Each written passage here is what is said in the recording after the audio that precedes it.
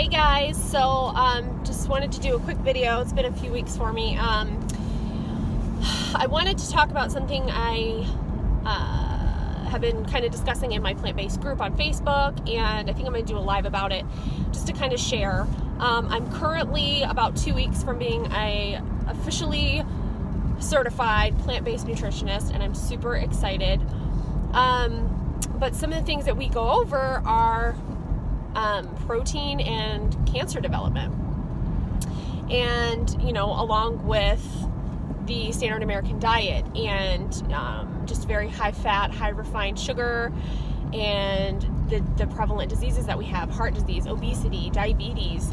And so it kind of triggered a topic for me of, protein is not the king, fat is everywhere, and carbs are blamed for everything. And I'll start from the beginning here. So protein is not the king. People tend to think, the more protein, the better. There is no harm in having too much protein, and that's just not true. Protein is actually in excess is very, very hard on the kidneys, because your kidneys are the ones, is the organ that's filtering out the excess protein and the toxins, to go through your urine. And I just want to make sure I'm not missing my road. So when you have too much protein, your kidneys are constantly trying to keep up with filtering that, and it puts a lot of strain on it. And so when you have too much protein over time, consistently having your kidneys go through that pressure, what does that do? It causes kidney stones. It causes kidney disease. I actually have a very close friend who's experiencing that right now, chronic kidney disease, stage 3, because she has just completely kaput her kidneys from years and years of excess protein. So that too, while it's extremely hard to get the level of protein that you can eating animal products in a plant-based diet, which is good, even if you were to get 100 plus grams a day eating plants, your body utilizes it different. And I should know this off the top of my head. I read it in How Not to Die, but that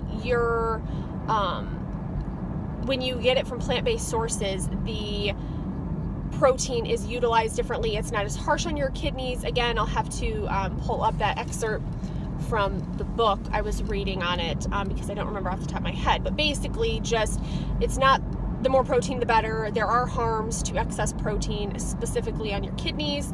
But also, like I said, learning about protein and cancer development, the more protein in your body, specifically animal protein, has been linked to turning on those cancer genes, expressing those cancer genes in your body. So, and testing, okay, we're giving them this much protein, and then we're going to back it off to this much protein, and actually seeing those genes turn on and off with the amount of protein given. So protein is certainly not the king. Yes, we need it. It's a macronutrient.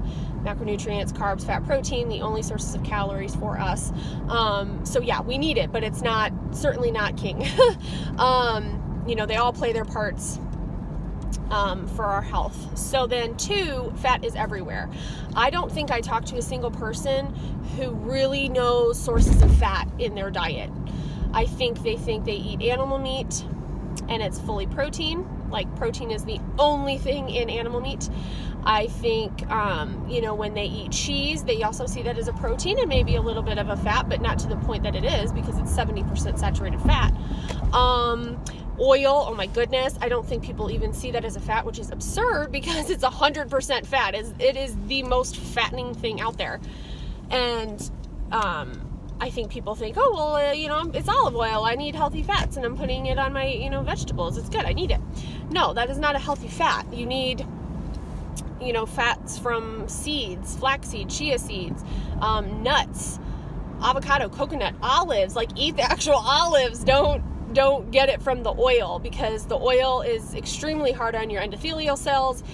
Saturated fat is not good in any form as far as heart disease and diabetes go. So just stay away from the oil. Well, I don't think people really connect fat being a part of all of those things. And therefore, they blame carbs for everything, which a lot of carbs, especially processed carbs, are also loaded with fat from, the butter and the shortening and the oil and the milk and the cheese and the eggs. Like they don't piece all that together. They just see like the flour part or the bread part of something and blame the carbs for making them fat. And it's not the carbs. Fat is 9 calories per gram. Carbs and protein are 4. So calories right there, it's more than 2 times the amount of calories per gram in something that's fatty versus carbs.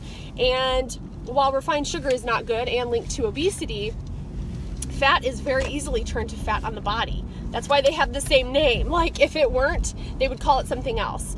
Fat is easily stored on the body because your body wants to hold on to that fat in case there's times of famine. So it's going to store that extremely easily. Carbs, it's going to use as instant energy, or it's going to store as glycogen in your muscle and your liver, your muscle cells in your liver, to use later for energy.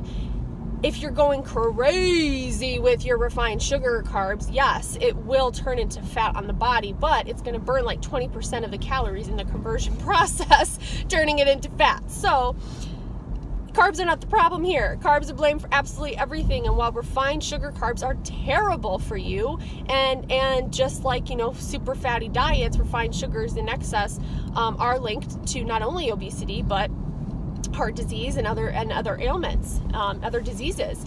So they're not good by any means, but they shouldn't be blamed for everything. And, I think people lump the refined sugar carbs in with the whole food carbs, like fruit and vegetables and legumes and whole grains, and they absolutely shouldn't, because those foods are extremely healthy for you, the healthiest foods on the planet, the only sources of fiber, and we need that in our diet to stay healthy, not only regular, but also to help prevent disease. And low fiber diets are very well linked to colorectal cancer. I mean, you have to think that's the area where you're regular and you're getting rid of all of that waste in your body instead of holding on to it. And other types of cancer fiber is very important. While we only get that from plant sources like fruits, vegetables, legumes, whole grains, that kind of stuff.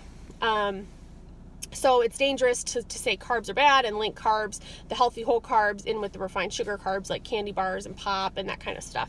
But like I said, quick video. I just wanted to touch on those 3 points. Be aware of the fat intake in your diet. Don't blame carbs for all of your problems, your weight gain, that kind of thing, and limit carbs and say, well, I can't have fruit, it's got sugar, and then you go eat, a pile of, or a cheeseburger with no bun. It's absurd, and vegetables, maybe some vegetables, even though they're carbs, people will have some vegetables, loaded with oil or something. So I feel like if people were to track their macros and honestly fill in every single thing they eat for a day, they would be shocked to see actually how much fat is in their diet. It's really crazy. And I think it would be eye-opening. People would realize, wow, actually my carbs aren't that terrible, depending on what you're eating, but the fat, no matter what, if you had high processed carbs in your diet, you're going to have high fat too. That's just, they kind of go hand in hand. In processed foods, there's a ton of fat and a ton of carbs, refined sugar carbs. And, so I think it would be, if you downloaded MyFitnessPal, I recommend that you do that. It's a free app, and on the free version, you're able to see macros. At the top, when you enter your food, it'll say like calories, macros, and I think nutrients. If you click macros, it'll give you the breakdown for protein, carbs, and fat, and you can see just how much fat you're having in your diet. And really, anything above 10% is too much, but a lot of people get like 50% of their carbs, if not more, from